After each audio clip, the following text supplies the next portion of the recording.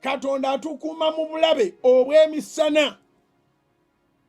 Katonda atukuuma mu bulabe obw'ekiro. Emisana osobola okwenjoyingako okuba eriiso lirabawala. Buli wamu tewali akwekwekera. Buli wamu. Naye ate ekiro ate nakyo kiriko abayigganya. Kulwanagana n'abantu abatakufunira kapito, abatakufunira kifo, abatalina kye baakola ky'amaanyi ofuuke ky'oli.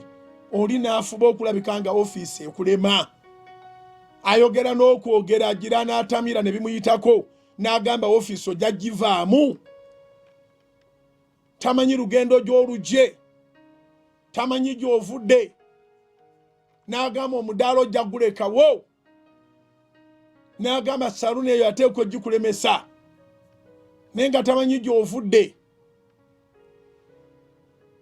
So Katonda asuubiza ti mu mbeera yonna abakuumi weebali emisana n'ekiro. Abakuumi weebali emisana n'ekiro.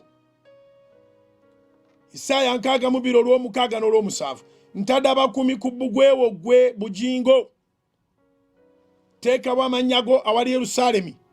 Tebalisirika n'akatono emisana n'ekiro. Waliwo obulabe obw'emisana, waliwo n'obulabe obw'ekiro. Naye tebasirika. Abakuumi batukuuma abava mu ggulu.